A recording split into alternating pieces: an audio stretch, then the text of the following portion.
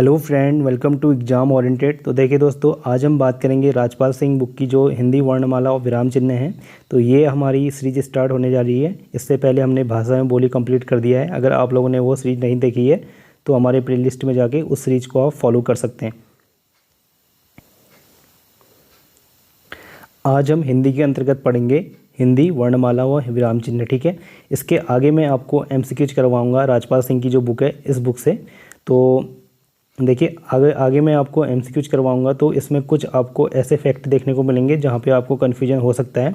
इसलिए मैं आपको ये चीज़ें पहले करवा रहा हूँ कि आगे आप जो भी हिंदी वर्णमाला से क्वेश्चन बनेंगे तो आप उनको आराम से समझते हुए कर सकेंगे। ठीक है, ताकि आपके समझने में काफ़ी ज़्यादा आसानी होगी। तो आप इस सीरीज को ज़्यादा से ज़्यादा अपने सभी दोस्तों में शेयर करें। देखिए दोस्तों, ये काफ़ी ज़्यादा इंपॉर्टेंट बुक है। मैं आपके लिए इतनी मेहनत कर रहा हूँ, तो प्लीज़ आप इस सीरीज़ को ज़्यादा से ज़्यादा अपने यार दोस्तों में शेयर करें। आपके कमेंट और लाइक्स वीडियो पे आते हैं तो हमारा कंटिन्यू वीडियो देने का मन करता है। ठीक है, तो अपनी मेहनत हम जारी रखते हैं तो अच्छा लगता है। ठीक है, आप लोग वीडियो देखते हैं तो वीडियो देखने वालों की संख्या जितनी ज़्यादा होती है तो उतना अच्छा लगता है वीडियो बनाने में। तो मेरा आप सभी से निवेदन है कि वीडियो को ज़्यादा से ज़्यादा शेयर करें। अपना लाइक कमेंट शेयर ज़रूर करना वीडियो को। अब हम बात करेंगे हिंदी वर्णमाला और विराम चिन्ह के अंतर्गत। अभी हम इसमें देखेंगे सिर्फ हिंदी वर्णमाला से जो भी आपके इंपॉर्टेंट क्वेश्चन बनेंगे, जो आपको आगे मैं MCQs करवाऊंगा, उनमें आपको कन्फ्यूजन नहीं होगा। तो उन क्वेश्चनों के बारे में आगे बात करूंगा। पहले तो हम बात करेंगे वर्ण के भेद। ठीक है, इसमें हम देखते हैं वर्ण के भेद। तो मैं इसको थोड़ा बड़ा कर लेता हूँ। तो देखिए दोस्तों, वर्ण के भेद जो होते हैं आपके वो दो प्रकार के होते हैं, स्वर और व्यंजन। आपके वर्ण के भेद होते हैं। पहले हम बात करेंगे स्वर के बारे में।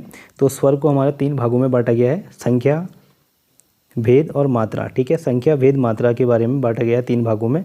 इसमें संख्या की बात करेंगे तो हमारे स्वरों की संख्या है 11, भेद की संख्या हमारे 3 और मात्राएँ होती हैं हमारी 10। ठीक है, अब इसमें आप स्वर देख सकते हैं अ, आ, ई, उ, री, ए, आई, ओ, औ, ये आपके स्वर हैं। ठीक है, और इसमें जो आते हैं अंक, अह, आपके अंक जो आता है आपका वो अनुस्वार में आता है और अह जो आता है आपका विसर्ग में आता है। ठीक है,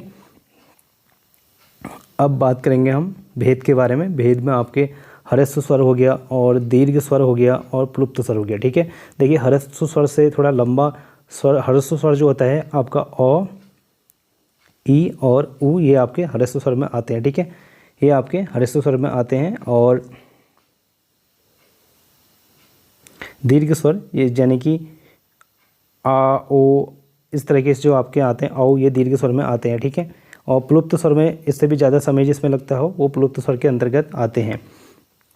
मात्राओं की बात करें तो कुल मात्राओं की संख्या आपकी 10 है। तो इस तरीके से आपको मात्राएं यहाँ पे दिख रहे हैं। तो मात्राओं की संख्या आपकी 10 है। इसमें नोट दिया गया है ई, एम, री जो आते हैं आपके स्त्रीलिंग वर्ण होते हैं। ठीक है, ई और री जो आते हैं आपके स्त्रीलिंग वर्ण होते हैं। क्या होते हैं? ई और री जो होते हैं आपके स्त्रीलिंग वर्ण होते हैं। नोट कर लीजिएगा दोस्तों इनको। अब आते हैं, हम बात करते हैं हम व्यंजन। व्यंजन के अंतर्गत आते हैं हमारे मूल संख्या और कुल संख्या और भेद। ठीक है, अब इसमें हम बात करेंगे मूल संख्या के बारे में। मूल संख्या आपकी 33 है, कुल संख्या 39 है और भेद आपके 3 है। तो इसमें स्पर्श व्यंजन होते हैं आपके। टोटल स्पर्श व्यंजनों की संख्या 25 होती है। तो देखिए दोस्तों, मैं आपको दिखाता हूँ कि स्पर्श व्यंजन कहते किसे हैं।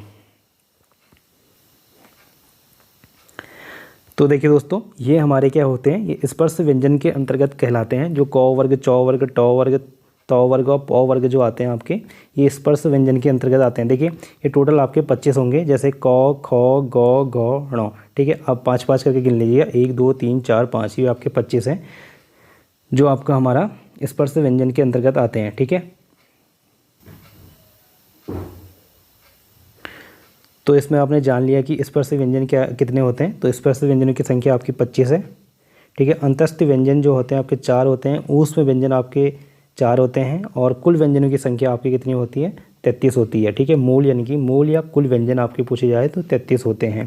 देखिए ये ऊष्म व्यंजन और अंतस्थ व्यंजन मैं आपको आगे MCQs पे पढ़ाऊँगा। और स्पर्श व्यंजन मैंने बता दिया आपको 25 होते हैं। अंतस्थ व्यंजन भी 4 होते हैं, ऊष्म व्यंजन 4 होते हैं, संयुक्त व्यंजन 4 होते हैं, द्विगुण व्यंजन आपके 2 होते हैं। इन टोटल योग जो होता है आपका, तो ये 39 योग होता है। ठीक है, कुल संख्या। और भेद की बात करें तो स्पर्श व्यंजन आपके 25 हैं, अंतस्थ व्यंजन 4 है, ऊष्म व्यंजन 4 है। ठीक है, अब बात करेंगे हम वर्णमाला में कुल वर्णों की संख्या आपकी 52 होती है। ठीक है, वर्णमाला में जो वर्णों की संख्या आपकी कुल 52 होती है। इसमें आपके स्वर और व्यंजन हम देखेंगे क्या होते हैं। देखिए, इसमें स्वर में दिए गए हैं आपके ह्रस्व, दीर्घ और प्लुप्त, इसमें 3 स्वर दिए गए हैं। देखिए, स्वर जो होते हैं आपके अ, ई, उ, री, ठीक है, ये आपके 4 स्वर होते हैं। ठीक है, इनको ही आपका मूल स्वर भी कहा जाता है। देख सकते हैं आप, जो स्वर होते हैं इनको ही मूल स्वर भी कहा जाता है। ई, अ, ई, उ, री को मूल स्वर भी कहा जाता है। अब हम बात करते हैं दीर्घ स्वर के बारे में। दीर्घ स्वरों की संख्या आपकी 7 होती है। ठीक है, दीर्घ स्वरों की संख्या 7 होती है। ये आपके दीर्घ स्वर हैं। आ, बड़ी ई, बड़ा ऊ, ए, आई, ओ, औ, ये आपके दीर्घ स्वर हैं। ठीक है, प्लुप्त स्वर की संख्या अपनी 1 है। ठीक है, प्लुप्त स्वर की संख्या आपकी अपनी 1 है। देखिए, दीर्घ स्वर में आपका आता है, मूल दीर्घ स्वर आपके 3 होते हैं। ये भी इम्पोर्टेंट है आपका, तो मूल दीर्घ स्वर आप नोट कर लिए। मूल दीर्घ स्वर जो होते हैं आ, बड़ी ई और ऊ, बड़ा ऊ जो होता है आपका, ये मूल दीर्घ स्वर के अंतर्गत आता है। संयुक्त स्वर जो होते हैं आपके ए, आई, ओ, औ जो होते हैं आपके संयुक्त दीर्घ स्वर होते हैं। मूल दीर्घ स्वर के बारे में कभी पूछा जाए तो आ और बड़ी, बड़ा ऊ जो होते हैं आपके मूल दीर्घ स्वर हैं। हमने स्वर के बारे में जान लिया। अब हम बात करते हैं व्यंजन। ठीक है, व्यंजन के बारे में बात करेंगे तो व्यंजन मैं आपको बता चुका हूँ। स्पर्श व्यंजन की संख्या आपकी 25 होती है। आप इनको देख चुके हैं पीछे। या उद्दित व्यंजन भी इनको कहा जाता है। ठीक है, स्पर्श व्यंजन या उद्दित व्यंजन भी इसको कहा जाता है। अंतस्थ व्यंजन की मैं बात करूँ तो अंतस्थ व्यंजन की संख्या आपकी 4 है। य, र, ल, व जो होते हैं आपके अंतस्थ व्यंजन होते हैं। ऊष्म व्यंजन की मैं अगर बात करूँ सौ, सौ, सौ, ह, ठीक है, ये आपके ऊष्म व्यंजन के अंतर्गत आते हैं। देखिए, ऊष्म व्यंजन में आपकी गर्म हवाएं निकलती है। सौ, सौ बोलने में आप मुंह के आगे हाथ लगाएंगे तो ऊष्म व्यंजन में ये सौ, सौ बोलने में आपके मुंह से गर्म हवा निकलेगी, तो ये आपके ऊष्म व्यंजन कहलाते हैं।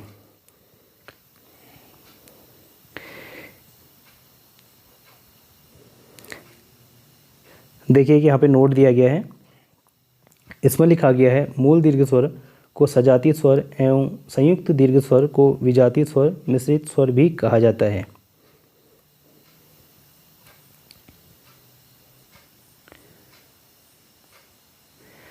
तो देखिए दोस्तों, व्यंजन के मुख्यतः कितने प्रकार होते हैं। तो व्यंजन के मुख्यतः आपके 3 प्रकार होते हैं। इसमें होते हैं स्पर्श व्यंजन, अंतस्थ व्यंजन और ऊष्म या ऊष्म संघर्षी व्यंजन। ये आपके 3 प्रकार होते हैं। ठीक है, उदयी व्यंजन, इसके क से प वर्ग तक के सभी वर्ण आते हैं। ठीक है, इसमें आपके क, च, ट, त, प, ठीक है, आपके ये वर्ण जो आते हैं इसमें।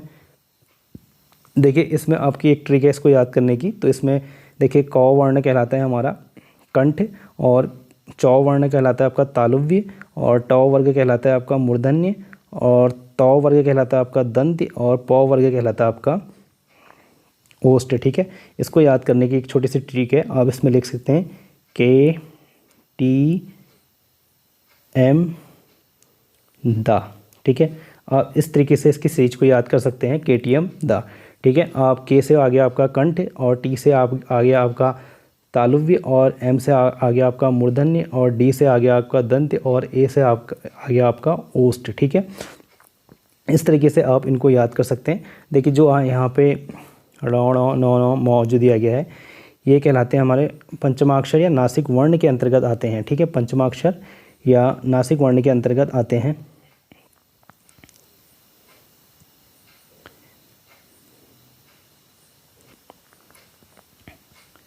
देखिए दोस्तों, अंतस्थ व्यंजन हमने देखा है, तो इसमें हम बात करेंगे य और व जो आते हैं आपके अर्धस्वर के अंतर्गत आते हैं। अर्धस्वर पारस्वरिक व्यंजन के अंतर्गत आते हैं, या लुठेर व्यंजन के अंतर्गत आते हैं।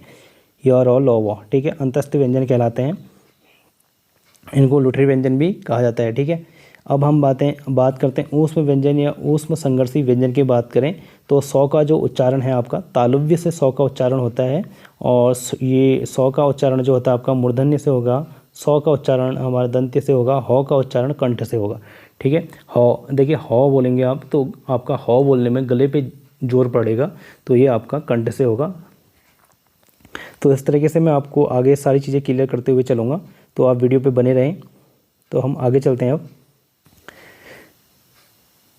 देखिए कुछ इम्पोर्टेंट से इसमें स्वर और व्यंजन दिए गए हैं, वर्ण जो दिए गए हैं, इनको हम देखते हैं, इनका उच्चारण माध्यम देखते हैं और स्थान देखते हैं कहाँ से इनका उच्चारण होता है। ठीक है, देखिए जो अ, आ, क, ख, ग, ण, ह जो आते हैं और विसर्ग है हमारा अंक अह जो आता है आपका, ये अह जो आता है वह कंठ और जीभ का निचला भाग होता है। ठीक है, ये यहाँ से निकलते हैं और इनको कंठ से निकलते हैं, कंठ का स्थान होता है इनका। ठीक है, और ई चौ छ जौ झ ण य स जो आते हैं तालव्य और जीव के होते हैं, तालव्य के अंतर्गत आते हैं। ठीक है, इसमें आपको नोट करना है क्योंकि आपको पता तो है कि ये चीज़ तालव्य के अंतर्गत आते हैं। तो इसमें सौ जो आपका तालव्य के अंतर्गत आता है और ई जो आपके तालव्य के अंतर्गत आते हैं और यो भी आपका तालव्य के अंतर्गत आता है। देखिए री की बात करें तो री जो आपका मूर्धन्य के अंतर्गत आता है और र और सौ जो आते हैं आपका मूर्धन्य के अंतर्गत आते हैं। ठीक है, तो थ द ध न और ल और सौ। ठीक है, ल और सौ आपको याद करना है, ये आपके दंत के अंतर्गत आते हैं। ठीक है, ऊ छोटा ऊ और बड़ा ऊ। ठीक है, छोटा और बड़ा ऊ दोनों होठों के नीचे ओष्ठ के अंतर्गत आते हैं। ठीक है, ए आई जो आते हैं कंठ तालव्य और जीभ के नीचे कंठ तालव्य में आते हैं। ओ औ जो आते हैं कंठ और ओष्ठ के अंतर्गत आते हैं, कंठोष्ठ के अंतर्गत ओ और औ आते हैं। व का जो उच्चारण होता है दांत जीभ और होंठ के नीचे होता है, दंतोष्ठ के अंतर्गत व का उच्चारण होता है। ठीक है, अगर इन चीज़ों को मैं आपको आगे एमसीक्यूज फॉर्मेट पे करवाऊंगा तो आप इस चीज़ को नोट कर लीजिएगा क्योंकि ये आगे आपको मैं जब एमसीक्यूज फॉर्मेट करवाऊंगा तो आपको इसमें से कोई भी दिक्कत नहीं होगी। देखिए चौ छ जौ झ इन चार वर्णों को स्पर्श संघर्षी व्यंजन भी कहते हैं। देखिए एग्जाम में पूछा जाता है कि स्पर्श संघर्षी व्यंजन किसे कहा जाता है, तो चौ छ जौ झ को आपका स्पर्श संघर्षी व्यंजन कहा जाता है। ड और ठ को द्विगुण व्यंजन भी कहा जाता है, उत्क्षिप्त व्यंजन भी कहा जाता है, उत्क्षिप्त व्यंजन भी कहा जाता है, संकर वर्ण या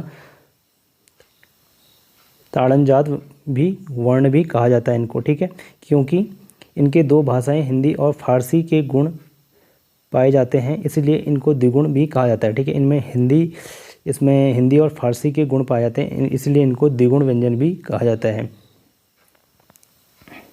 ठीक है, ये आपके पंचमाक्षर होते हैं। ठीक है, इनको नासिक वर्ण भी कहा जाता है, पंचवर्णम भी कहा जाता है। अगले क्वेश्चन की बात करें, यो वो का उच्चारण स्वरों की सहायता से होता है इसलिए इन्हें अर्धस्वर भी कहा जाता है। ठीक है, यो और वो का उच्चारण हमारा स्वरों की सहायता से होता है और यो और वो को हमारा अर्धस्वर भी कहा जाता है। रो को प्रकंपित या लुठिर या कंपनजात व्यंजन भी कहा जाता है। रो को जो होता है हमारा प्रकंपित लुठिर या कंपनजात व्यंजन भी कहते हैं रौ व्यंजन को। ठीक है, लुठिर का अर्थ होता है जीभ का आगे से मुड़ना। ठीक है, रौ को शब्द जो बोलेंगे आपको इसका मतलब होता है आपका लुठिर होता है, तो लुठिर का जो अर्थ होता है आपका जीभ का आगे से मुड़ना है।